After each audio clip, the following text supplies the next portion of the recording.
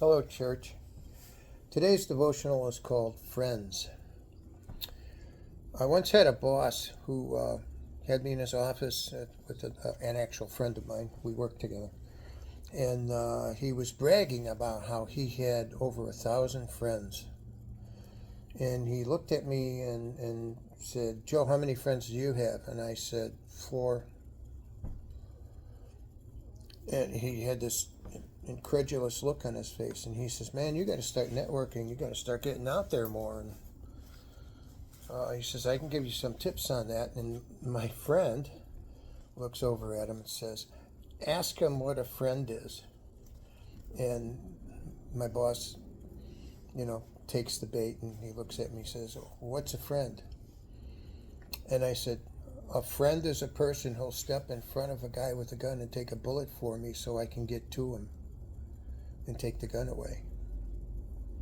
And his jaw dropped, and he says, "I don't have any friends like that." And I says, "Well, then you don't have any friends." He said, "Everybody else I know is an acquaintance." So let's talk about friends, and especially friendship as it relates to the Bible. We had David and Jonathan is a famous friendship of loyalty and trust. And let me read off a couple of verses to you. Proverbs 17:17 says, "A friend is always loyal, and a brother is born to help in time of need." Amen. Proverbs 18:24, "There are friends who destroy each other, but a real friend sticks closer than a brother." And of course, everyone loves this. John 15:13, "There is no greater love than to lay down one's life for one's friends."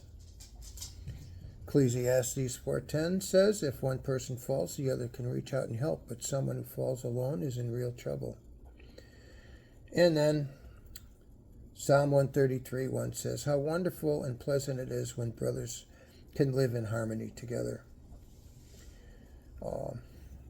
Like any other topic, there are so many passages out here. But I'll stop at that. The important thing is we all have true friends. I know people for years, decades, and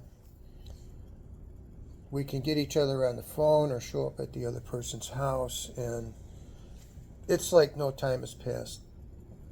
It has, but you pick up right where you left off. You think the same way. You have so many common interests and goals, and probably most importantly, values and faith. And yeah, we catch up on details, but the core relationship, it's always there. And it's always there, and it's going to be there for a lifetime.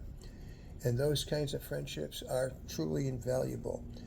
So this isn't going to be a long devotional. I'm just trying to make a point here that there's a huge difference between friends, true friends, and acquaintances. There's nothing wrong with being an acquaintance.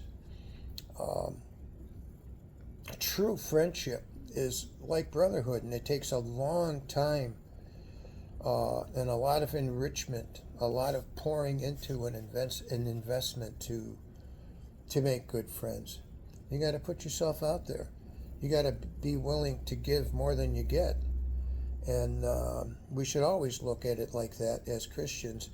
I had somebody once tell me that they didn't want to come to something that took place at church on a regular basis because they just weren't getting anything out of it. And I looked at them a little surprised, and I said, "You know what?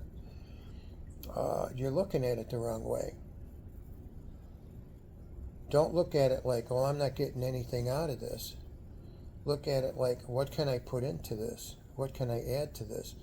I have some things I go to, and sometimes I hit a low, and I just don't feel like showing up. And then I realize, God might have somebody there waiting for me that needs me to be there, to talk to, just to listen, to cheer up. So many times I don't go to church necessarily to get something out of it. I go to church to put something into it, because those are my brothers and sisters. And I guess by my definition, I should probably clarify. I don't consider people I call brothers and sisters friends in the sense of, how can I put this? Brothers and sisters are brothers and sisters, but they're not necessarily my closest friends.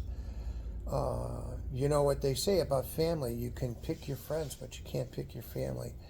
And there are definitely loyalties there, and I have good family members that I do consider friends, but I have friends that aren't necessarily part of that close family.